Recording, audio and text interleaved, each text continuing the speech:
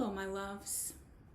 I'm going to start my day by reading a story for you because it's actually morning here for me. And I figured to start the day, I'd read a funny story. So everyone has heard of the Three Little Pigs, right? I'm sure you've heard the story of the Three Little Pigs. I'll huff and puff and blow your house down. This story is a story about that. It's called The True Story of the Three Little Pigs by A. Wolfe.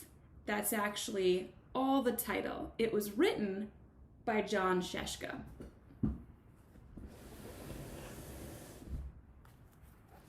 It starts with a letter. 1999. Dear Reader, there has obviously been some kind of mistake. It's been 10 years now since I first explained what happened to those three little pigs, but I'm still in the pen. Maybe the warden just hasn't had a chance to look into this whole mess yet. I'm sure everything will be taken care of once he hears my side of the story. I mean, why wouldn't I be set free? I've been a model prisoner. There was that small problem with the cake my granny sent to me. I don't know how a saw got in there. It must have fallen off the tool shelf and into the frosting like she said. And then there was that confused little girl in the Red Riding Hood. Saw my picture in the paper.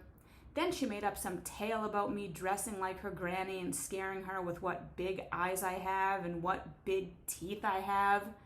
Crazy. Would I do something like that? I think the answer to that is in the letters I get from all over the world. Mr. Wolfe, you are innocent, Bobby Lobo from Lupine, Texas wrote. Monsieur Wolfe, you should be free, L.E. Loup from Paris, France wrote. Japanese characters Auntie Kiki can't read, but says something along the lines of, you're innocent and should be set free, I'm sure, from Tokyo, Japan. That's it, the true story, 10 years later, straight from the wolf's mouth. So now that you know, maybe you could put in a good word or two for me. Something like, free A. Wolfe. Free A. Wolfe now. Really, A. Wolfe. Everybody knows the story of the Three Little Pigs. Or at least they think they do. But I'll let you in on a little secret. Nobody knows the real story because nobody has ever heard my side of the story.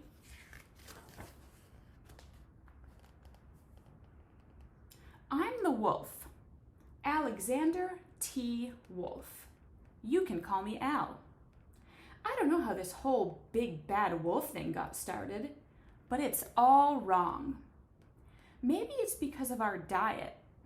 Hey, it's not my fault wolves eat cute little animals like bunnies and sheep and pigs. That's just the way we are. If cheeseburgers were cute, folks would probably think you were big and bad too.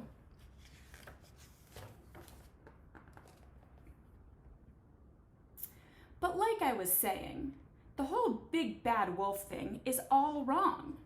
The real story is about a sneeze and a cup of sugar. This is the real story.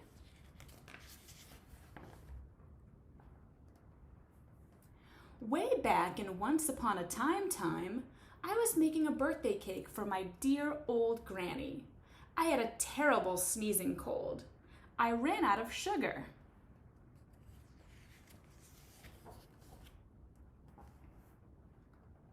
So I walked down the street to ask my neighbor for a cup of sugar. Now this neighbor was a pig, and he wasn't too bright either. He had built his whole house out of straw. Can you believe it? I mean, who in his right mind would build a house of straw?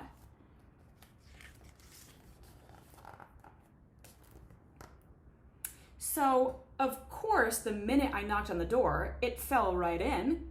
I didn't want to just walk into someone else's house, so I called, little pig, are you in? No answer. I was just about to go home without the cup of sugar for my dear old granny's birthday cake. That's when my nose started to itch. I felt a sneeze coming on. Well, I huffed and I snuffed. and I sneezed a great sneeze.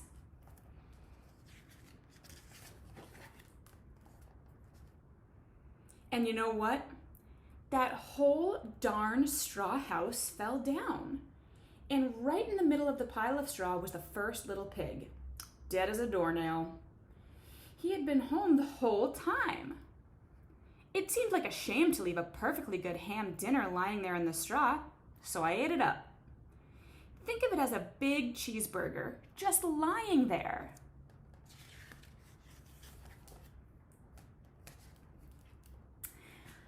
I was feeling a little better, but I still didn't have my cup of sugar. So I went to the next neighbor's house. This neighbor was the first little pig's brother. He was a little smarter, but not much. He had built his house of sticks. I rang the bell on the sticks house. Nobody answered. I called, "Mr. Pig, Mr. Pig, are you in?" He yelled back, "Go away, wolf. You can't come in. I'm shaving the hairs on my chinny chin chin."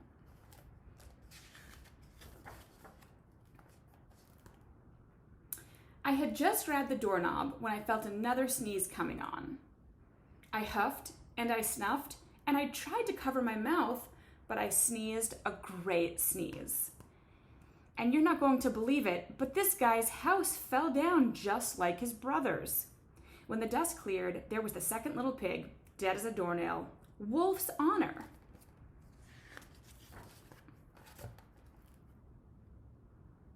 Now you know food will spoil if you just leave it out in the open.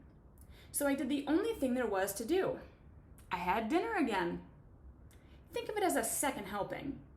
I was getting awfully full, but my cold was feeling a little better, and I still didn't have that cup of sugar for my dear old granny's birthday cake. So I went to the next house. This guy was the first and second little pig's brother. He must have been the brains of the family. He had built his house of bricks. I knocked on the brick house. No answer.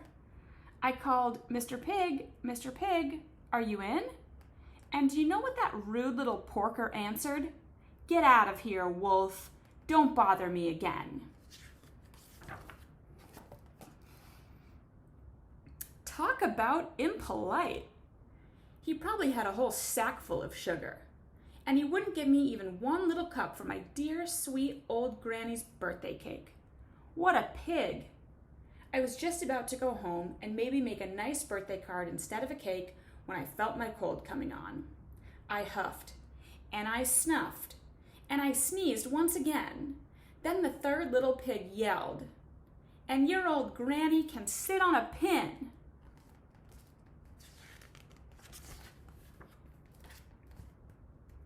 Now, I'm usually a pretty calm fellow, but when somebody talks about my granny like that, I go a little crazy.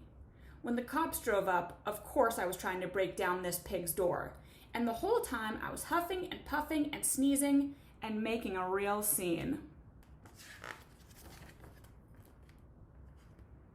The rest, as they say, is history. The news reporters found out about the two pigs I had for dinner. They figured a sick guy going to borrow a cup of sugar didn't sound very exciting, so they jazzed up the story with all of that huff and puff and blow your house down, and they made me the big bad wolf. That's it, the real story. I was framed.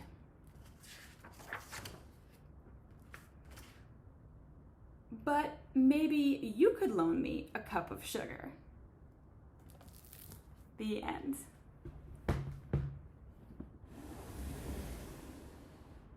Pretty funny, right?